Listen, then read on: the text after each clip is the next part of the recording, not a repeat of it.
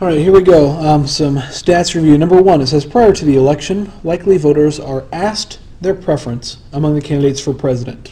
That would be a survey, just simply asking questions. Number two, Valley High School is testing the effects of taking a nap during the school day on grades. So we've got two groups. Half the students get a 1 hour nap, other half don't. So we've got a control group and an experimental group. The control group would be the ones not taking it, and then the experimental group would be the people taking it. So that is an experiment there. Number three, textbook publisher observes a classroom over a 2-week period, records their findings. So that's simply an observational study. They're just studying, making observations. Okay, number four, we're going to make a box plot with this data. So I'm going to try, hopefully you can see the calculator screen. All right, I got to enter the data. So you've got your cheat sheet to follow through. It helps you know how to do this. So to enter the data, we would go to Stat, choose the first option, Edit. If your calculator already has numbers entered, you'd go up to the L1 and you can hit Clear, or you can clear the calculator before we start as well. But now we have a clear set. We've got to enter the numbers in. So we have 87, 63, 104, then I've got 107, 112, 93, 110, and 102. Okay, so we've got all the numbers entered in.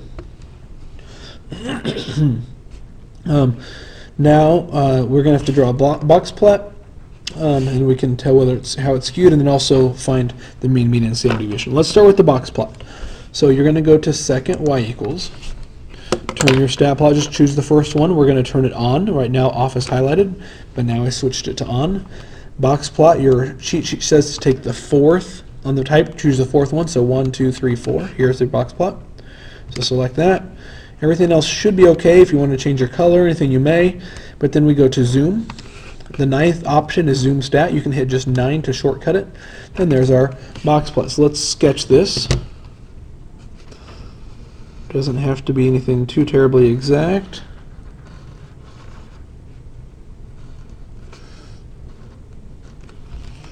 So hopefully you can see that mine mirrors that a little bit. If I hit trace, I can see what the actual numbers are on these spots. Over here on the far left, the minimum, that's 63. I'm going to jot 63 down. The next number is 90. The next number is 103. The next number is 108.5. And then the highest data value is 112. So now there's some meaning there. As I choose whether it's skewed left, right, or symmetric, I look and see where the longer tail is. So I can see that there's a longer branch over here on the left side, so that means it's skewed left. Now as for the other stats, your cheat sheet to find mean, median, and mode, etc., it says go to Stat. You're going to click to the right for Calc and choose the first option there, the one variable stats. Everything should be set up, ready to go. Hit Calculate. Your mean, the mean is the symbol X bar. It's the very first one there at the top.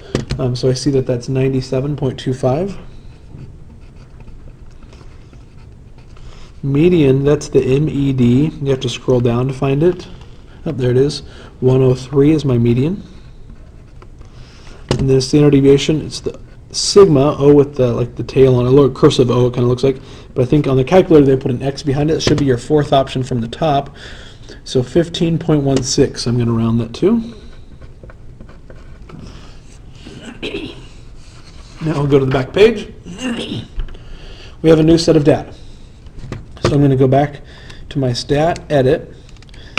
I'm going to clear this list out, so I go up to L1, just hit clear, hit enter, and all the numbers go away. We can start fresh.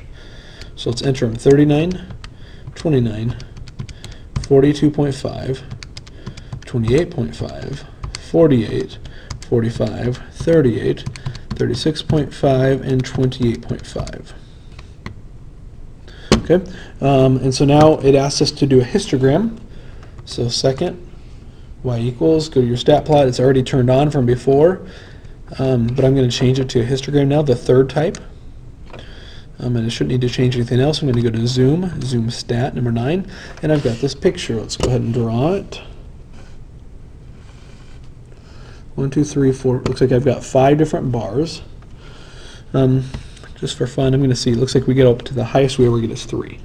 So I'm going to label on here. Across the bottom. So it's starting out here at 28.5. And the next one is 33.375. And that range goes up. There's 3 of them in that range. The next one goes to 38.25. We've got 2 of them in that range.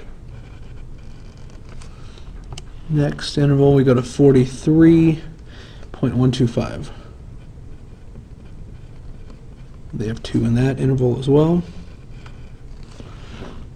Next goes to 48. 1 in that interval. And lastly, we go out to 52.875. And there's 1 of them in that interval. Okay, so there's the histogram that's created.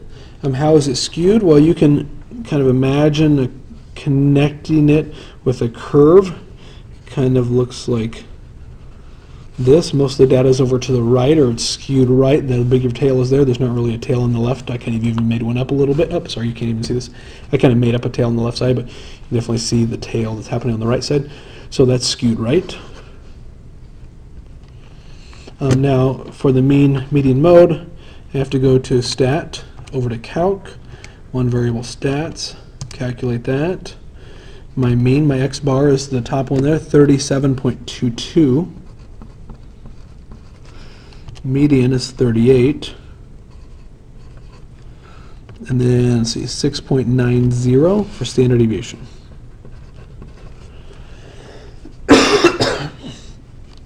Okay, number 6.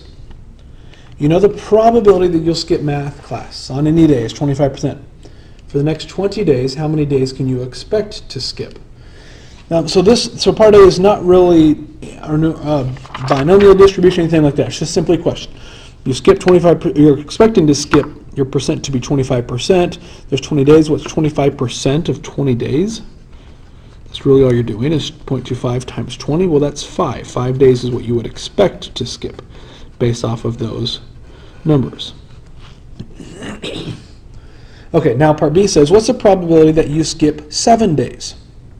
So you're expecting to skip 5, but what's the probability we skip 7? Well, that is a probability distribution because we have the same percent over and over. A binomial distribution. I misspoke. So you look at binomial distribution. But notice it's only asking about one particular day. It's not a group of days, as opposed to part C where it says you skip less than 3 days. That's giving us a range of time. This on part B we have one specific day. So that's a binom PDF because there is no, it's not cumulative is what I'm trying to say. It's not cumulative. So I'm going to choose binomial PDF. So I choose on the calculator, second vars, scroll down to binom PDF. There it is, option A. There were 20 days left that we're talking about. Probability of skipping on any given day is 25%. Change it to a decimal, 0.25. We're asking about 7 days, so that's my x value. Paste. This tells us what to write down, and you're going to be expected to write what you're entering in the calculator. 20, comma, 0.25, comma, 7. Let's see what that is. We're going to change it to a decimal. Move the decimal 2 places to the right, so 11.24%. The number after the 4 was 0, so I do not need to round that up. 11.240. We'll just say 24. So 11.24%. Okay, part C. Now, less than 3 days. They're giving us a range here. So this is going to be a CDF because this is cumulative. So when we go to second vars, we're going to choose the binom CDF. 20 trials again, 0.25%. We're asking about 3 days this time, or less. So paste, so 20, comma 0.25, comma 3 on a CDF. We see that that's, if we change it to a decimal, 22.5, and then it's 1.5. So 5 is 5 or larger, so we have to round it up to 0.52, 22.52%.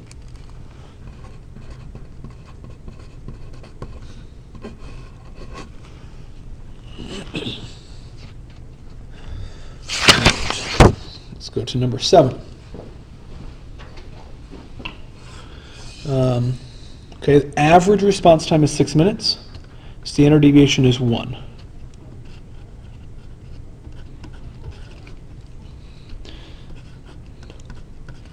Average is, I can't quite see, average is 6.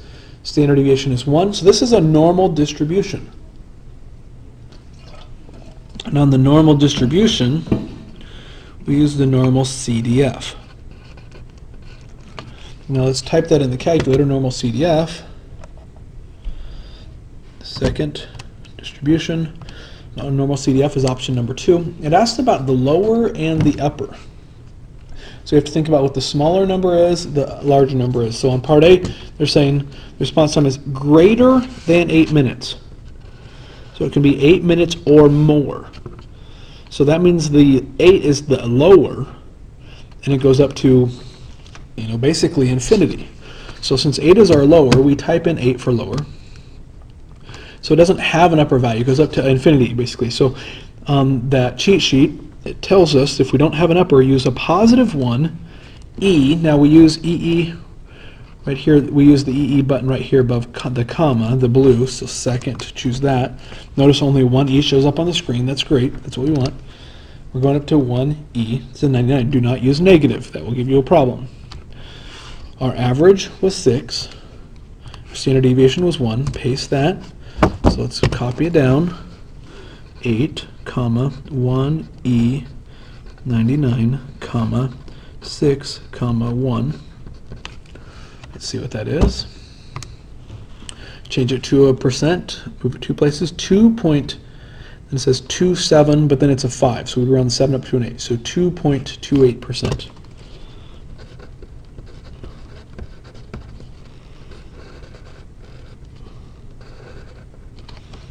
So not a very high chance that it's going to take more than 8 minutes for them to get there. Part B, the response time is less than 6.5 minutes. So still a normal CDF. Let's go to our distribution. Second vars, normal CDF. It says less than 6.5 minutes. So this time 6.5 is the upper. You can go to upper and put in 6.5, but the lower doesn't give us a lower. So if we don't have a lower, we always use the negative 1, not positive 1 when it's lower, negative 1, and use your EE to 99. So we're going from negative 1 EE to 6.5. With an average of 6, a standard deviation of 1, we paste that. So let's write that down, negative 1 E 99, comma, 6.5. comma 6, comma 1. We see that that's 69.146, so it's going to go 15, 69.15%. So we would expect it to be less than 6.5 minutes. Part C, the response time is between 5.5 and 7. So now we need the lower and the upper. So let's go back to second vars, normal CDF. 5.5 to 7. So 5.5 is our lower, 7 is our upper. We still use 6 and 1 for average and standard deviation. Paste that.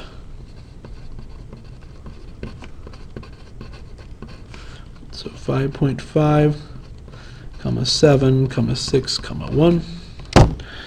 We're looking at 53.28. It's 280, so we can stop at 28%. We would also expect it to be between 5.5 and 7 minutes. It's a slightly higher than 50% chance of that happening. Okay, number 8. The average height for an adult man in the United States is 69 inches. So there's our average. Standard deviation, 2.75. Assume heights are distributed normally. And that's where it tells us normal distribution right there. Said that on number 7 as well, I just didn't mention it. So Normal CDF. Okay, and it's telling us greater than 72. So we're going to do 72 as our lower. This is greater than that, so we can go up to infinity, basically. 1 EE 99 with 69 for our average and 2.75 for our standard deviation.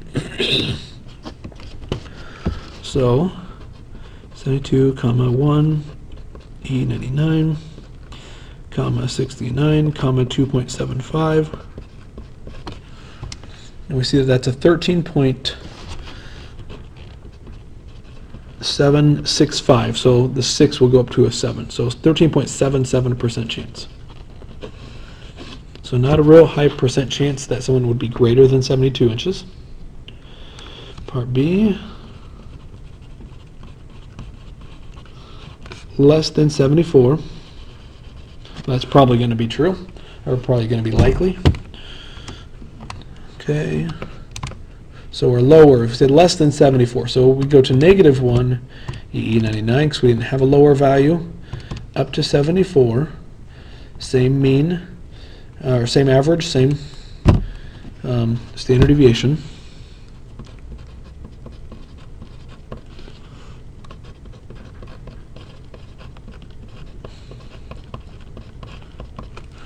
We see that that's 96.55%.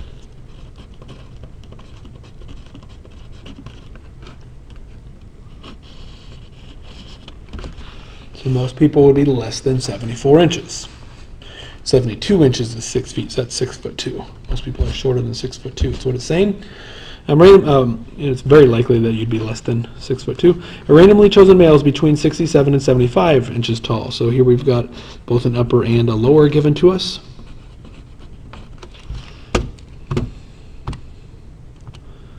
Normal CDF, 67.5 for a lower, 75 for an upper. Everything else stayed the same. So 67.5, comma, 75, comma, 69, comma, 2.75.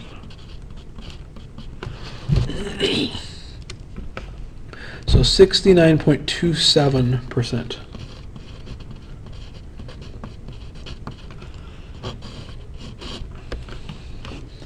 All right, thanks for watching.